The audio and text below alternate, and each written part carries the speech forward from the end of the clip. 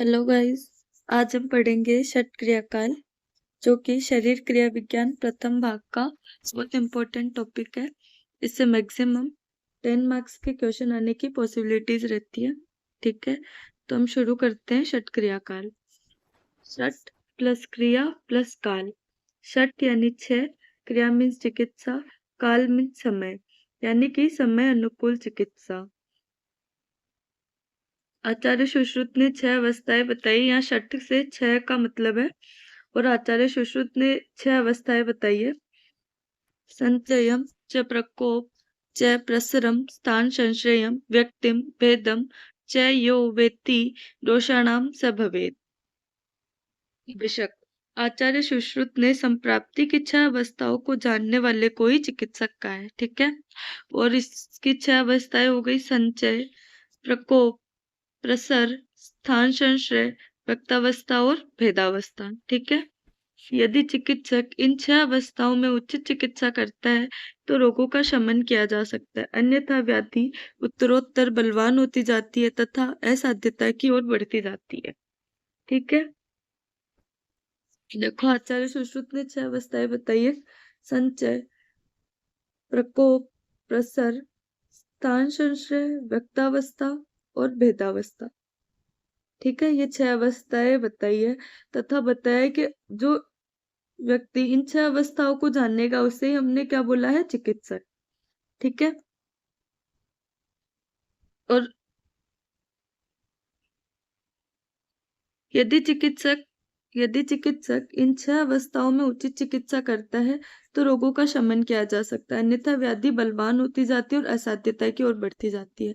अर्थात हमें इन 6 अवस्थाओं में ही किसी रोग की चिकित्सा करनी है। अगर हम इन 6 अवस्थाओं में रोग का शमन नहीं करते तो व्याधि बढ़ती जाती है तथा असाध्यता की ओर बढ़ती जाती है और व्यक्ति की मृत्यु हो जाती है। ठीक है, आगे बढ़ते हैं अपन। व्याधि के बलवान होने के 2 कारण माने गए हैं। ठीक है, पहला कारण है दोष वृद्धिकारक आहार विहार का सेवन, दूसरा है दोष शामक आहार आदि का उचित उपयोग करने पर।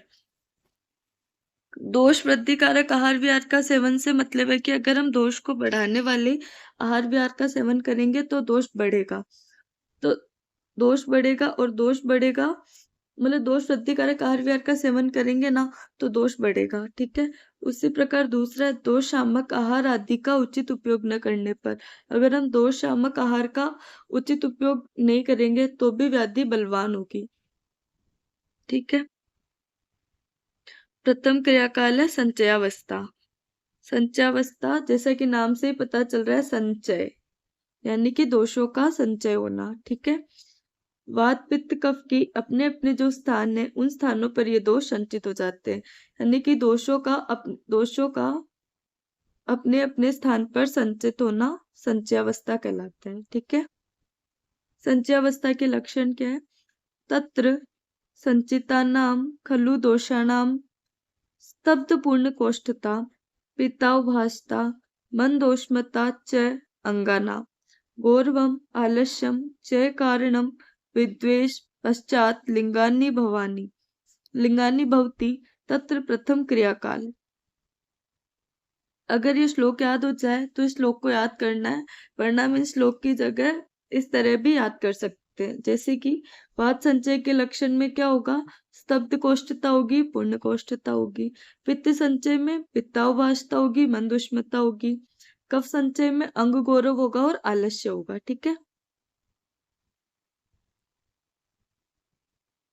अब ये लक्षण आ रहे, जैसे वात संचय के लक्षण है स्तब्ध कोष्ठता, पूर्ण कोष्ठता, तो वात संचय का कुछ कारण भी होगा। वात संचय का कारण है उष्ण वीर्य से युक्त रुक्ष आदि गुण वात दोष का संचय करते हैं, यानी कि उष्ण वीर्य से, जो उष्ण वीर्य होता है वो वात को बढ़ाने वाला होता है, और रुक्ष गुण वाली जो चीजें होती है वो भी वात को बढ़ाने वाली होती है।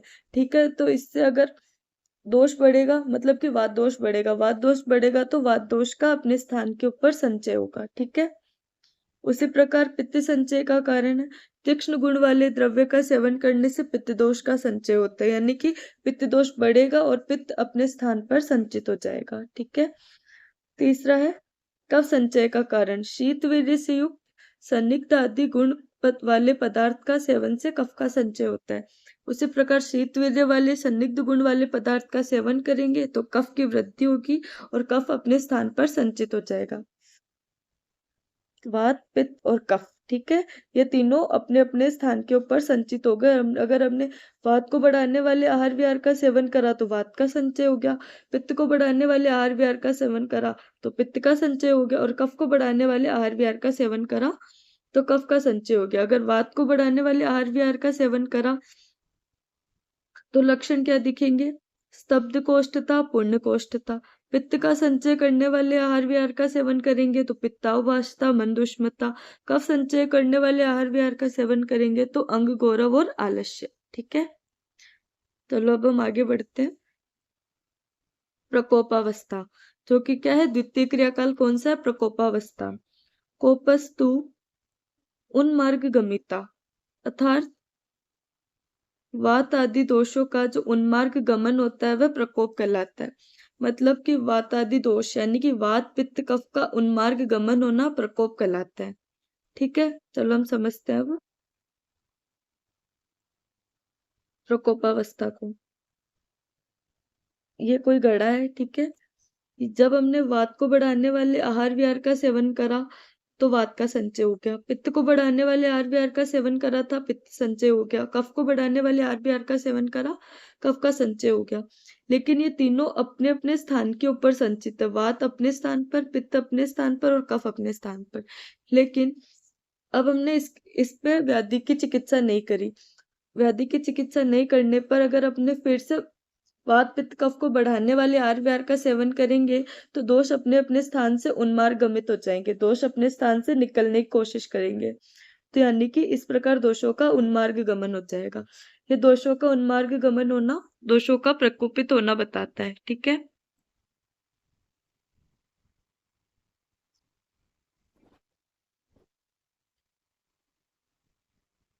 अब है प्रकोपावस्था के लक्षण। तेषां प्रकोपात् कोष्ठ, दोध, संचरण, अम्लिका, पिपासा, परिदाह, अन्न द्वेष, हृदयोत्क्लेश जायन्ते तत्र द्वितीय क्रियाकाल। अब देखो प्रकोपावस्था के लक्षण में भी वात प्रकोप, पित्त प्रकोप और कफ प्रकोप होगा। तो वात प्रकोप के क्या लक्षण होंगे? कोष्ठ तोद होगा, संचार होगा। पित्त प्रकोप में क्या होगा? अम्लिका होगी, पिपासा होगी, परिदा होगी। कफ प्रकोप में क्या होगा? अन्न द्वेष हो गया, हृदयोत्क्लेश यानी कि जी मिचलाना। ठीक है, यही इस श्लोक का मतलब है। अगर श्लोक याद नहीं हो तो हम इस तरह से इनको याद कर सकते हैं, लेकिन ये याद करना जरूरी है, इम्पोर्टेंट है ये। ठीक है, अब तीसरा आता है प्रसरावस्था यानी कि तृतीय क्रियाकाल। प्रसर यानी कि जैसा कि हमें नाम से ही पता है, फैलना। अभी हमने आगे समझा था कि ये वात, पित्त, कफ थे, ये अपनी अपनी जगह संचय हो गए थे तीनों। फिर भी हमने वृद्धिकारक आहार विहार का सेवन करा, दो शामक आहार का समय पर उचित उपयोग नहीं करा, तो ये अपने अपने स्थान पर उन्मार्ग गमित हो गए थे। ठीक है, इसके बाद भी हमने इस द्वितीय क्रियाकाल में भी हमने चिकित्सा नहीं की तो नहीं करने पर और हमने वृद्धिकारक आहार विहार का सेवन करा, दो शामक आहार का उचित उपयोग नहीं करा, तो ये जो दोष जो उन्मार्ग गमित थे ये संपूर्ण शरीर में फैलने लग जाएंगे, फैल के और शरीर के विभिन्न रचनाओं के अंदर पहुंच जाएंगे। ठीक है, तो ये जो पूरा क्रियाकाल है ये क्या कहलाता है? प्रसरावस्था। ठीक है, इस अवस्था में प्रकोपित दोष प्रसर कर संपूर्ण शरीर अर्थात शरीरस्थ अंगों व विभिन्न रचनाओं में पहुंचते हैं। ठीक है, इसको चक्रपाणि ने प्रसरावस्था को उदाहरण देते हुए बताया है कि जिस प्रकार पिष्टी या पिष्टी क्या होता है? जो कि चावल से बना हुआ एक पदार्थ होता है तथा खमीर यीस्ट को मिलाकर रखने पर कुछ काल के उपरांत इसमें किण्विकर होकर जल आदि चारों तरफ पात्र से उफान युक्त फैलते हैं। ये सिंपल सी बात है कि जैसे हम कुछ भी पदार्थ होता है, जैसे चावल से बना हुआ पदार्थ है, उसके अंदर हमने खमीर और यीस्ट मिला दिया, कुछ समय बाद उसमें उफान होगा, उफान होके ये ऐसे जो जो पदार्थ हमने जिसके अंदर ये डाला था ना उसके चारों तरफ ऐसे फैल जाएगा ये। ठीक है, ये चक्रपाणि ने उदाहरण देके समझाया था। प्रसर के 15 प्रकार का उल्लेख सुश्रुत ने किया। सुश्रुत ने बताया कि प्रसर 15 प्रकार के होते हैं। एक दोषज, द्विदोषज, त्रिदोषज और चतुर्दोष, मतलब जिसमें ये चारों दोष आते हैं। एक दोषज के वाले कितने होते हैं? 4, वातज, पित्तज, कफज और रक्तज। और द्वंद्वज कितने होते हैं? 6। इनको याद करने का तरीका है, देखो, वातज, पित्तज, कफज और रक्तज, इनके दो दो के जोड़े बना लो। ठीक है, इस प्रकार द्वंद्वज कितने होंगे? 6।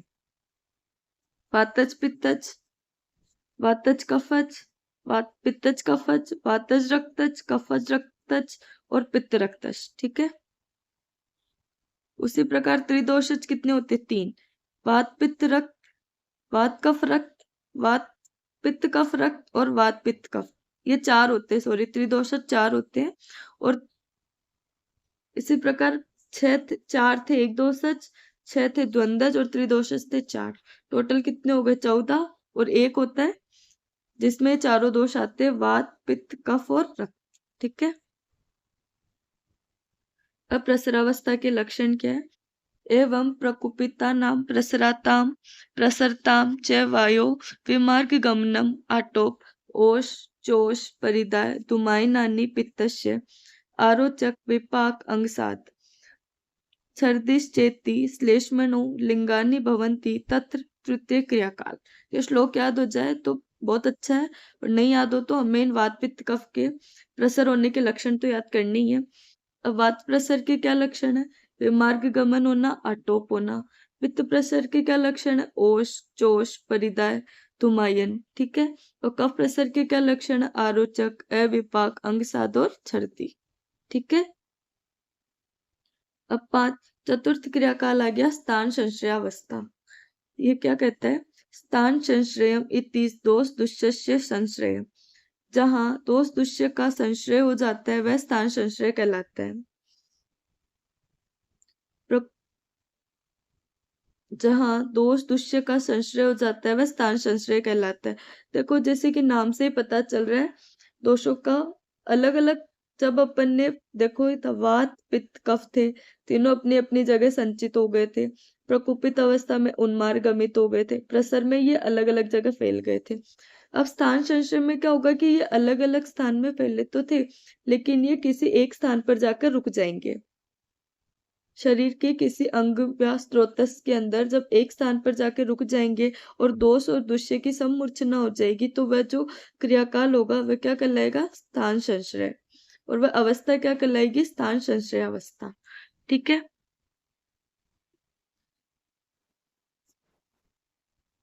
कुपितानां हि दोषाणां शरीरे परिघातवम् यत्र संग ख वैगुण्यात् व्याधिस्त्रतोपजायते। अब ख यानी कि क्या क्या बताया यहाँ पे? आकाश युक्त स्थान यानी कि स्रोतस को बताया, और वैगुण्याद यानी कि विकृति को यहाँ बताया। ये बता रहा है, देखो, दोष प्रसरावस्था के बाद संपूर्ण शरीर में भ्रमण करते हैं। भ्रमण के दौरान किसी स्रोतस में विकृति के कारण उस स्रोतस में ही रुक जाते हैं तथा वहां उपस्थित दुष्य के साथ मिलकर दोष दुष्य समूर्छना उत्पन्न करते हैं तथा व्याधि उत्पन्न करते हैं। ये वही चीजें जो मैंने अभी बताई थी। तीनों अपने अपने स्थान पर थे, फिर तीनों उन्मार्गमित हो गए, फिर ये अलग अलग स्थान पर, मतलब पूरे शरीर में फैलने के बाद अगर किसी स्रोतस के अंदर विकृति उत्पन्न हो गई, या कोई रिक्त स्थान, यहाँ पे रिक्त स्थान था, कोई अंगों के अंदर विकृति उत्पन्न हो गई, तो वहां दोष और दुष्य मिलकर वहां पे अपना स्थान संश्रय कर लेंगे, और ये जो अवस्था होगी क्या कर लेगी? स्थान संश्रय अवस्था। ठीक है, और ये उस जगह पर दोष और दुष्य आपस में समूर्छना कर व्याधि उत्पन्न करते हैं। ठीक है, स्थान संश्रय की 2 स्थिति बताइए। पहली स्थिति होती है ख वैगुण्य, दूसरी होती है स्त्रोतदुष्टि।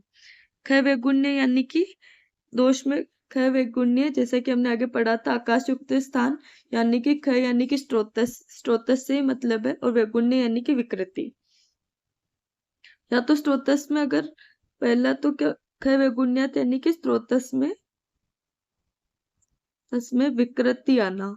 ठीक है, एक कारण तो ये हो गया, है ना। और दूसरा कारण होता है स्त्रोतस की दुष्टि होना।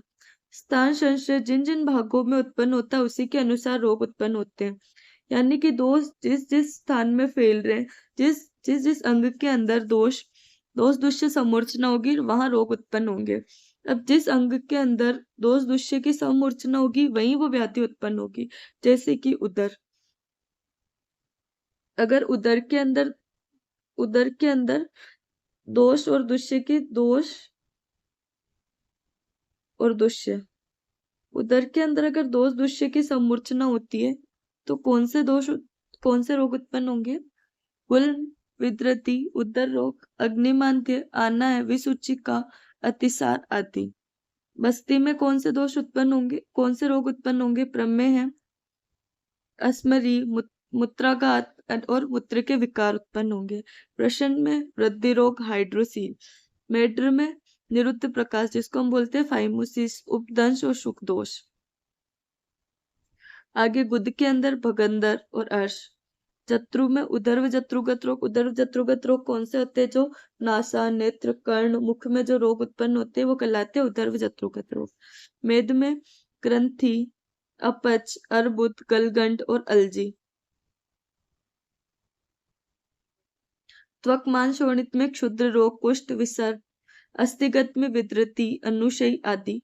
सर्वांग दोष में क्या होगा? जैसे वात व्याधि हो गई, मह रोग हो गए, पांडु रोग हो गए, शोष।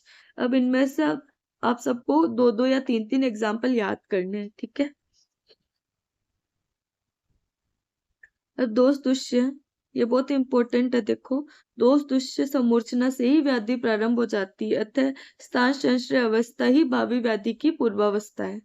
अगर हमें पूछे इस पूरे 6 अवस्थाएं जो बताई है उसके अंदर व्याधि की पूर्वावस्था वाली अवस्था कौन सी है, तो अवस्था कौन सी होगी? स्थान संश्रय, यानी कि चतुर्थ क्रियाकाल, ठीक है। तो बहुत इंपॉर्टेंट है, ये ध्यान रखना है अभी कि स्थान संश्रय अवस्था ही भावी व्याधि की पूर्वावस्था है। ओके। व्यक्तावस्था, पंचम क्रियाकाल। व्याधि का अभिव्यक्त रूपी व्यक्तावस्था है, यानी कि व्याधे प्रव्यक्तम रूपम व्यक्ति। व्याधि का जो अभिव्यक्त रूप होता है वही व्यक्तावस्था कहलाती है। जैसा हमने अभी देखा था, जो चतुर्थ क्रियाकाल था वो व्याधि की पूर्वावस्था थी। हमें पता ही है कि सबसे पहले व्याधि के पूर्व रूप दिखाई देते हैं, फिर उसके बाद रूप दिखाई देते हैं। उसी प्रकार जो भावी व्याधि की जो पूर्वावस्था थी स्थान संश्रय अवस्था थी, लेकिन व्याधि की जो अभिव्यक्त अवस्था होगी वो अवस्था कौन सी कहलाएगी? व्यक्तावस्था, ठीक है। जब संचय, प्रकोप, प्रसर, स्थान संश्रय की अवस्थाओं में यथायोग्य उपचार नहीं किया जाए तो रोग अपना रूप धारण करके अभिव्यक्त हो जाता है, ठीक है। अगर हमने संचय अवस्था कर ली, संचय, प्रकोप, प्रसर, स्थान संश्रय, अगर हमने इन चारों के अंदर चिकित्सा नहीं की, ठीक है, अभी तक रोग अभिव्यक्त नहीं हुआ, अगर हम यहाँ चिकित्सा कर ले तो रोग का शमन हो जाएगा। अगर हमने यहाँ रोग की चिकित्सा नहीं की तो रोग व्यक्त हो जाएगा, और वो रोग अपना रूप धारण करके अभिव्यक्त हो जाएगा, और ये अवस्था व्यक्तावस्था कहलाएगी, ठीक है। शोफ, अर्बुद, विद्रति, विसर्प प्रभृति नाम। प्रव्यक्त लक्षणता, ज्वर, अतिसार प्रभृति नाम। तत्र पंचम क्रियाकाल, यानी कि जिसमें शोफ, अर्बुद, विद्रति, विसर्प, ज्वर, अतिसार आदि के मुख्य लक्षण उत्पन्न हो जाते हैं तथा जिनके प्रकट होने पर रोग किसी नाम से जाना जाता है, इसे चिकित्सा का पंचम क्रियाकाल कहा गया है। मतलब जिसके विशिष्ट लक्षण हमें पता लग जाए। बात यह है, जैसे कि ज्वर में संताप, अगर से किसी को संताप हो रहा है तो हम उसे बोलेंगे कि उसे ज्वर हो गया है। किसी को अत्यधिक मात्रा में मल निकल रहा है तो उसको अतिसार हो गया है। किसी के नेत्र और त्वचा में पीलापन आ रहा है तो हम कहेंगे कि उसे कामला हो गया है। किसी के बहुत ज्यादा उदर में दर्द हो रहा, मतलब पीड़ा हो रही है और अतिसार हो रहा है तो हम उसे बोलेंगे विसूचिका। देखो, जिसमें शोफ, अर्बुद, विद्रति, विसर्प, ज्वर, अतिसार मुख्य लक्षण, इनके जो जो मुख्य लक्षण उत्पन्न होंगे उन लक्षणों को देख के अगर हमें पता लगेगा कि यही वो व्याधि है, अगर हम उस व्याधि को किसी नाम से जानने लग जाएंगे तो वो जो क्रियाकाल होगा वो क्रियाकाल पंचम क्रियाकाल कहलाएगा, और जिसे कि हम क्या बोलते हैं? व्यक्तावस्था, ठीक है। मतलब कि किसी विशिष्ट लक्षण का उत्पन्न होना, जिस कोई विशिष्ट लक्षण उत्पन्न होगा, उन विशिष्ट लक्षण से ही हम उस रोग को उस नाम से जानेंगे, ठीक है। इसके अंदर व्याधि अपना अभिव्यक्त रूप दिखाएगी, वह अभिव्यक्त रूप ही व्यक्तावस्था है। ये एक इम्पोर्टेंट चीज है बीच में। विकार और विकार के रोग, दोनों में डिफरेंस क्या है? जब दोषों की वैषम्यावस्था आती है, जब में जो लक्षण उत्पन्न करते होते हैं उसे हम विकार कहते हैं। और यानी कि तीन संचय, प्रकोप, प्रसर, उसके अंदर जो लक्षण उत्पन्न होंगे ना और जो दोष अधिष्ठित होंगे उसे हम बोलेंगे विकार। लेकिन उसके बाद स्थान, संशय, व्यक्तावस्था और भेदावस्था के अंदर जो लक्षण उत्पन्न होंगे वो कहलाएंगे रोग। ठीक है, उसके अंदर लक्षण जो होंगे ना वो अंग विशेष में अपना स्थान बना लेते हैं। जब लक्षण अंग विशेष में अपना स्थान बना लेते हैं पूरे शरीर में, तो वो क्या कहलाते हैं? रोग। ठीक है, विकार उसे हम क्या बोलते हैं? विकार।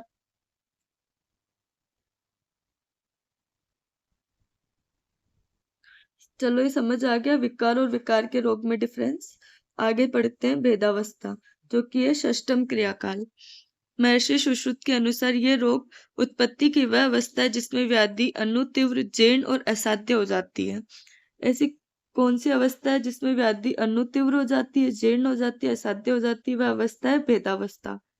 ठीक है, क्योंकि हमने संचय, प्रकोप, प्रसर, स्थान, संशय, व्यक्तावस्था, इन पांचों अवस्थाओं में हम व्याधि की चिकित्सा नहीं कर पाए और व्याधि भेदावस्था के अंदर पहुंच गए, तो हम यहाँ पर इसकी चिकित्सा नहीं कर पाएंगे और व्याधि क्या हो जाएगी? असाध्य हो जाएगी। ठीक है,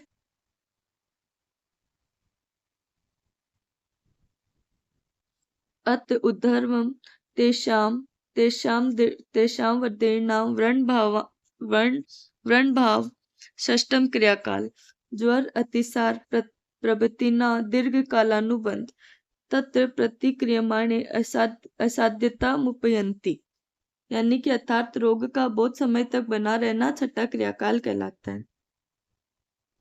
समझ ही गए हम इस बात को कि महर्षि सुश्रुत ने यह बताया है कि अगर व्याधि अनुतीर्ण हो गई है, जीर्ण हो गई है, असाध्य हो गई है, अगर ये तीन चीजें आ गई तो हमें समझ जाना कि चाहिए कि व्याधि की अब भेदावस्था चल रही है। और अगर रोग बहुत अधिक लंबे समय तक बना हुआ है तो हमें उसको छठा क्रियाकाल समझना चाहिए। ठीक है, 6 क्रियाकाल के अंतर्गत निम्न भाव होते हैं, जैसे कि हमें पता लग जाता है कि क्षोभ विद्युति का विकीर्ण होना, दीर्घ कालानुबंधी होना, उपद्रव होना, सम्यक चिकित्सा नहीं करने पर रोग का शमन न होना, असाध्यता और मृत्यु। ये 6 भाव हमें बताते हैं कि अब इसका छठा क्रियाकाल चल रहा है, यानी कि भेदावस्था। ठीक है, इस प्रकार भेदावस्था में चिकित्सा न करने से रोग असाध्य हो जाते हैं तथा व्यक्ति की मृत्यु हो जाती है।